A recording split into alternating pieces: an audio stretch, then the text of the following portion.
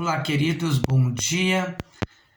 Quero continuar com vocês meditando em alguns textos da palavra e hoje pela manhã eu lendo e meditando no primeiro capítulo da Bíblia, no livro de Gênesis, capítulo 1, e buscando ali do Senhor uma revelação, buscando do Senhor algo que pudesse ser acrescentado na minha vida e na sua vida também. E o que eu pude observar foi bem no texto, bem no versículo 26, em que diz o Senhor: façamos o homem à nossa imagem e semelhança. Sabe, queridos, que é perfeitamente natural nós, quando lemos ali o primeiro, o segundo capítulo, o terceiro capítulo do livro de Gênesis, e até na continuidade, nós termos estabelecido, na verdade, na nossa mente, uma humanidade caída. O homem pecou, o homem virou as costas para Deus. Isso tudo é uma verdade, tanto comprovada escritamente, como também nós vemos até os dias de hoje a corrupção humana. Mas a revelação que o Espírito Santo me trouxe, queridos, foi que Deus, quando nos criou, Ele nos fez a sua imagem e semelhança. E Ele me levou a pensar, sabe no que, queridos? Ele me levou a pensar de como era a vida do homem antes de pecar.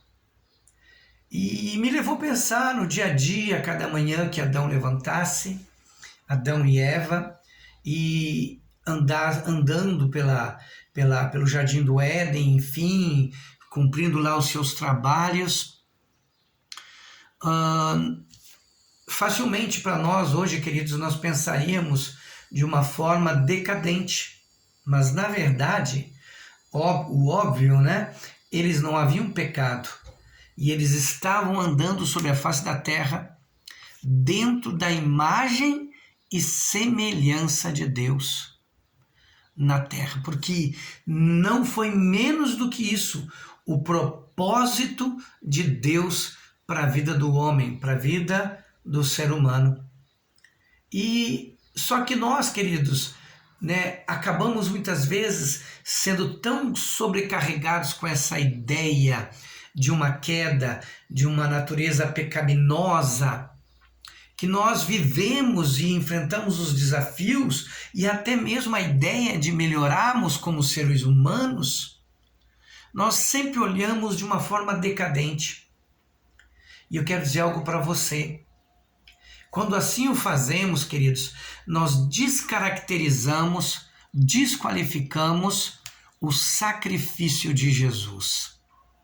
A palavra do Senhor nos diz que onde abundou o pecado, superabundou a graça. O que isso significa, queridos?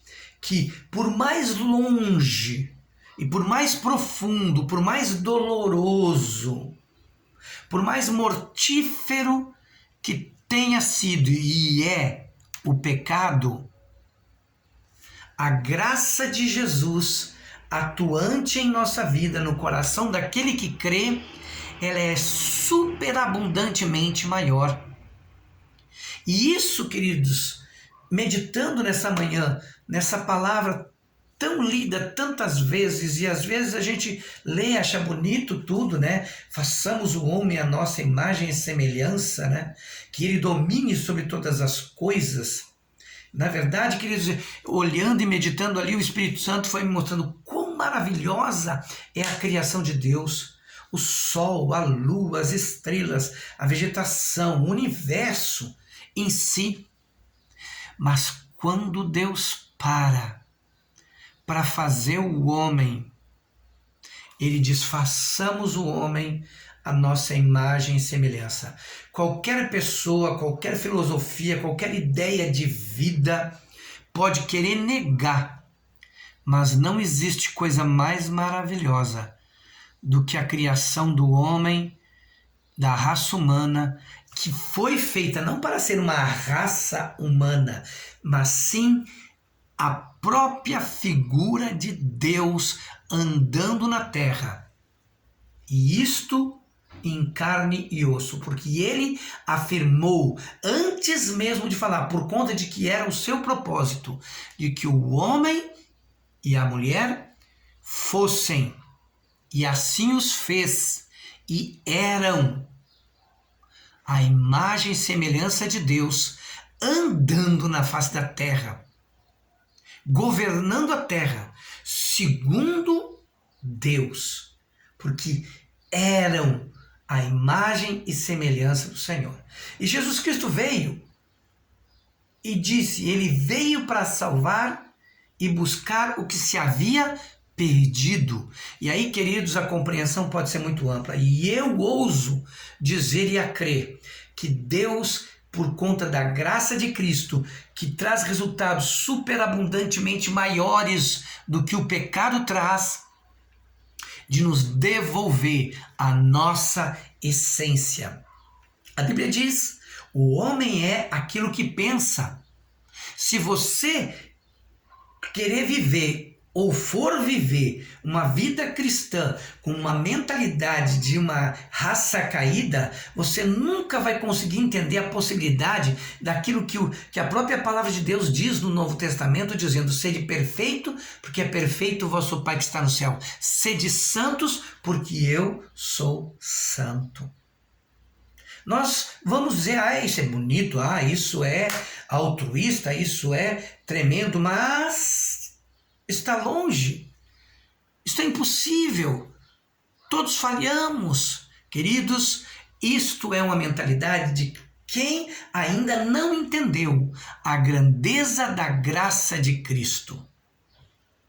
Eu vou viver em pecado, ou vou viver em altos e baixos, uma hora acertando e uma hora errando, se eu quiser. Porque a graça, a superabundante graça, me diz algo no livro de Romanos, capítulo 6, verso 14, que o pecado não terá domínio sobre vós, porque não estáis mais debaixo da lei, mas debaixo da graça. Não vivemos a partir de Cristo por conta da força do nosso próprio braço, mas vivemos por aquilo que o Senhor nos oferece, e Ele é perfeito em tudo o que faz. Por isso que no próprio livro de Romanos, ainda no capítulo 12, o apóstolo Paulo diz, rogo-vos, pois irmãos, pela compaixão de Deus, que apresenteis os vossos corpos em sacrifício vivo, santo e agradável a Deus, que é o vosso culto racional. Quer dizer, que eu tenha entendido que o Senhor Jesus Cristo veio para devolver a mim e a você a vida que Deus sempre projetou para nós. E aí ele diz, não te conforme com esse mundo, não te conforme à condição de queda desse mundo, mas transformai-se pela renovação do vosso entendimento, para que você possa entrar na dimensão do coração e do propósito de Deus para a vida humana, pois a sua vontade é boa, perfeita e agradável. Mas isto, queridos, vai depender de mim e de você, do que escolheremos viver, do que escolheremos crer e por que tipo de fé nós vamos viver. Na fé que fez com que Cristo conquistou, onde ele venceu o inferno, onde ele venceu a morte, onde ele venceu o pecado, ou nós vamos viver ainda crendo que somos uma raça caída, que somos uma raça perdida, que não há perfeição em nós. É muito fácil aceitarmos isso por conta do que vemos por aí.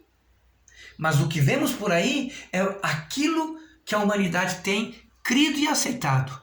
Agora, o que Cristo veio, conquistou e nos oferece é outra coisa, é vida e vida com abundância. E isto fala dos sonhos e do projeto de Deus para a minha vida e para a sua vida. Eu quero orar com você para que o Senhor abra o seu entendimento e você possa vir sim viver em vitória, você possa sim reinar com Cristo, você possa sim ser a imagem do seu Filho, porque é isso que a palavra declara, que Ele é o primogênito de muitos. Qual vida você vai escolher? Qual mentalidade, qual cultura você vai carregar com você? De uma natureza caída, de que não vamos ser melhores do que somos? Ou você vai receber a ação poderosa, transformadora? Mais do que isso, a Bíblia diz que Deus nos faz novas criaturas, novos homens. Fecha teus olhos, eu quero orar com você. Pai, em nome de Jesus, retira de nós essa cultura decaída, retira de nós essa cultura que nos diz somos assim mesmos, não há como nós mudarmos. Isso é uma mentira do inferno, Deus. E nós decidimos viver pela Tua palavra é a verdade. E a Tua palavra diz, o próprio Jesus, o nosso Salvador, o primogênito, Ele diz, conhecereis a verdade, e a verdade vos libertará. E se, pois, o Filho vos libertar, verdadeiramente sereis livres. Deus, eu recebo essa libertação, e eu creio nessa libertação, e eu creio nessa nova vida. Que esse amado, que essa amada que está nos ouvindo, venha dizer não para o diabo, para o inferno, venha dizer, o meu Redentor vive. E que o Senhor possa, a partir de hoje, fazer essa pessoa andar, sim, em novidade de vida. Ser, sim, uma nova criatura em Cristo Jesus. Traz essa revelação hoje para esse coração. Arranca as cadeias hoje. Derruba os grilhões hoje. Derruba as fortalezas do engano e de uma mentalidade, Senhor Deus, recaída. Nós te suplicamos, no nome e na autoridade daquele que morreu para levar toda a nossa condenação, toda a nossa indignidade, mas ele ressuscitou para que venhamos com ele andar em novidade de vida, para o louvor da sua glória. No nome de Jesus. Grande beijo no seu coração, que você busque de Deus revelação sobre isso. E você vai entender o que Deus tem para você. Não é mais uma natureza caída. Grande beijo no seu coração.